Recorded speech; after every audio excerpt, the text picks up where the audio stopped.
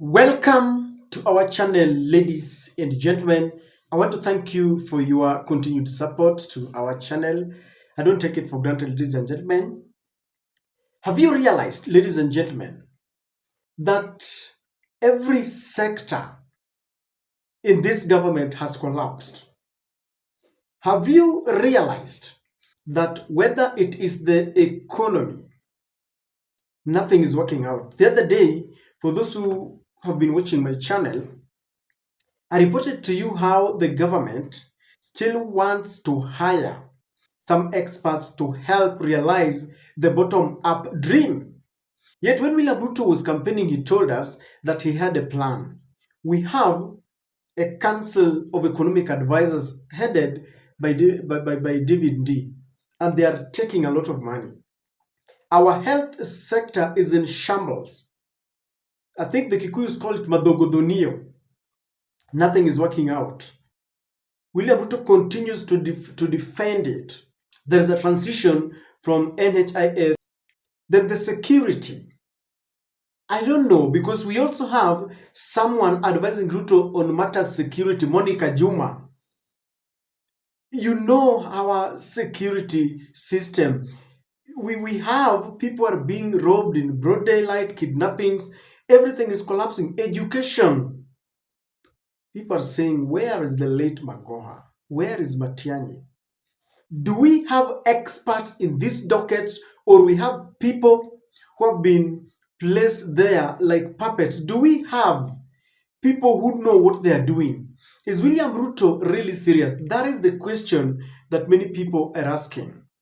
Now, if there is something that has angered many, is this transition from NHIF to SHIP. People are looking at William Ruto trying to defend this, saying that they will treat people for free. In fact, I remember William Ruto promised that beginning January this year, they were supposed to start treating people free of charge.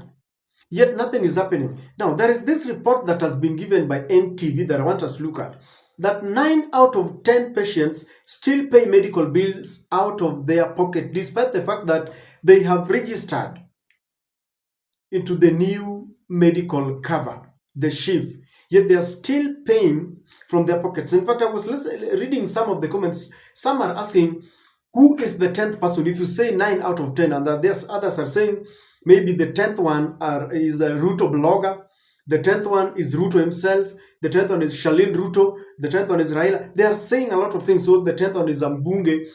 Who is this 10th one? Because everything is in shambles.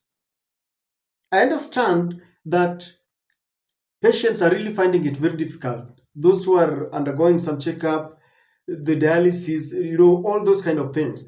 But one thing that is really surprising is that William Ruto insists that this thing is working, and is saying those who are making noise don't know what they're doing. He feels they're out of malice, they're malicious. I want you to listen to this Kenyan asking, what happened?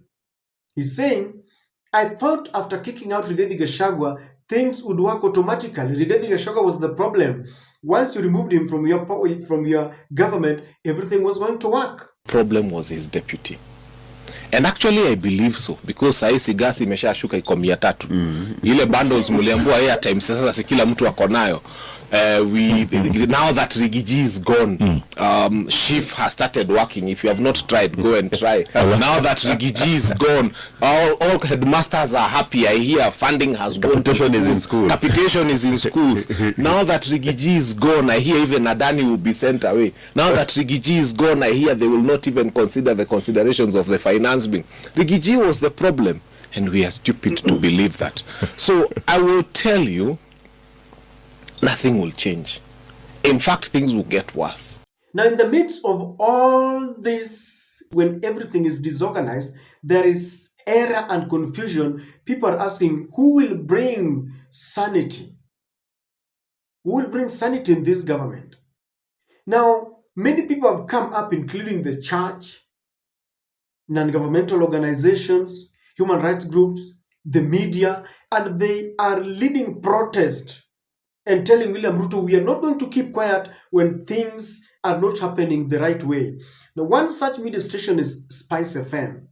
Now, the guys in the morning talk show decided to confront William Ruto with facts. And they are saying that this is not the first time we have a kind of an emergency situation in the country, or where we are shifting from one system to the other. They are saying that, for example, during Uhuru regime, Uhuru had told us that we were doing away with the 1,000 shillings note. And there was sensitization to every person. The governor of central bank was fully involved, and people were sensitized. They knew what was happening, so that by the time they were doing this, everyone knew what was happening. And it was a smooth transition. They are also saying one of the very precarious moments we've ever faced as a country was the corona pandemic. During that time, that was the most trying moment for Uhuru. But Uhuru managed it very well. The communication channels were very clear. Uhuru had decided that it was only going to be Mutahi Kagwe because it was falling under his purview. And there was proper communication, so that we didn't have very many people communicating and communicating different things. And they're saying that from the way things are moving, this thing was designed to fail. Just like our airport was designed to fail so that someone could come in. And they're saying this is the time to call out William Samoei Ruto to ensure things work out, because patients are dying. And I want you to listen to Spice FM and tell me whether you agree with them or not. This SHA thing. Let me give you one more example, if I may. Please. The currency of the Republic was The changed. 1,000 bob note. 1,000 bob note was changed. Yeah. The head of the central bank himself was involved in advertising campaigns. Come and change your money, because after said date, we will not be accepting this money anymore. Change your money today, bring it and get new money, do it. Everybody knew what was going on. Until I remember very clearly, there was one guy after the fact who said, I still have some money. And people were even shouting at him saying, where? You were told that this thing was going to change. Where were you? So in the light of all of that, it is possible for a nation to get on something and to educate and inform its people about what is happening and how a transition will occur. Now, for something as sensitive, as delicate, as critical, as healthcare, you mean to tell me that it is not possible to share with the citizens of the nation how you're going to transition from one system that was working to another, which is a little bit more complicated in terms of what is going to happen, but it is to people's benefit.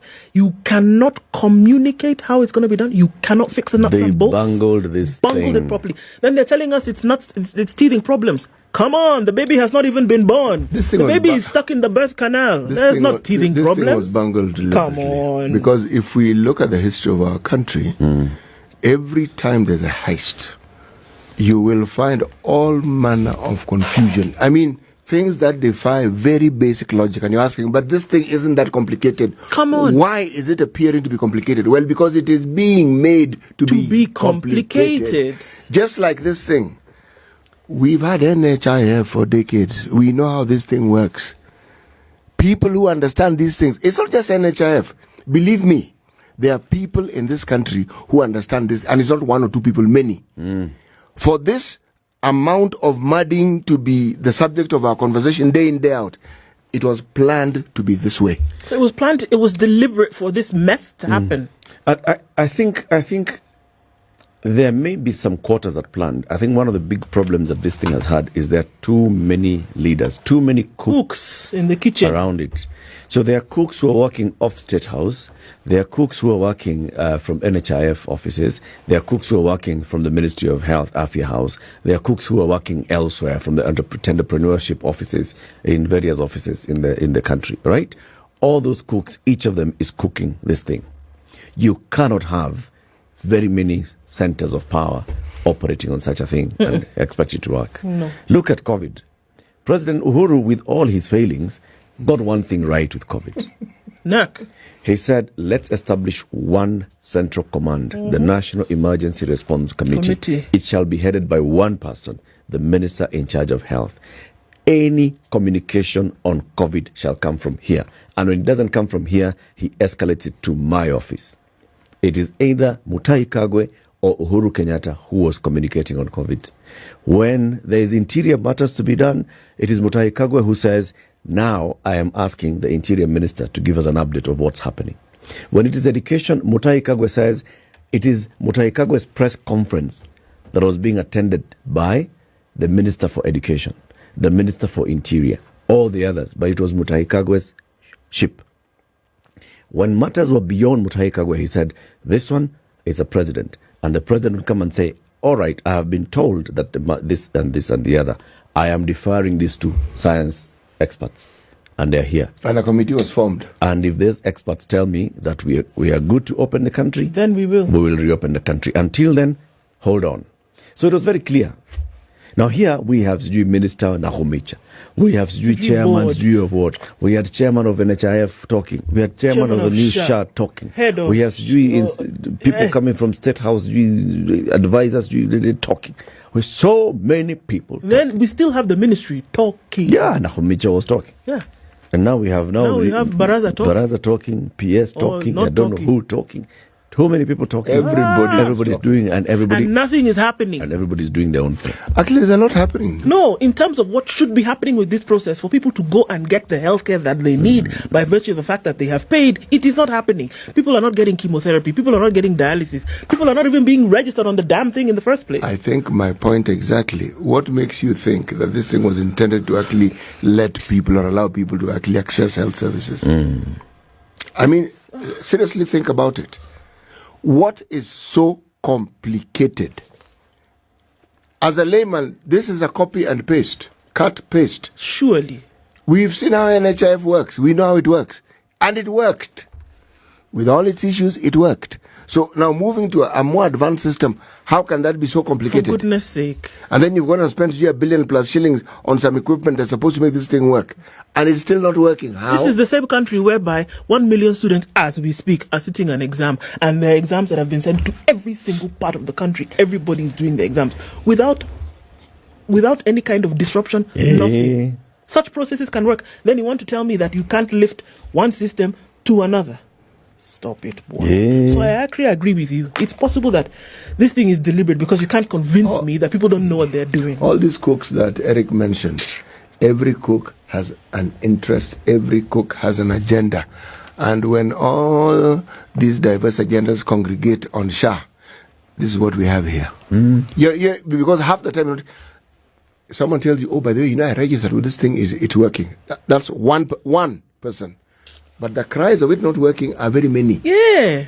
There are too many cries of it not working for this silence or this confusion to continue the manner in which it is. People do not know. So, first of all, critical stakeholders. Number one, the providers, the hospitals. The hospitals did not all have the same idea of what is going to happen in the rollout of SHA. No, they did not. Okay? Doctors and nurses and clinicians, they did not know exactly what needed to be done.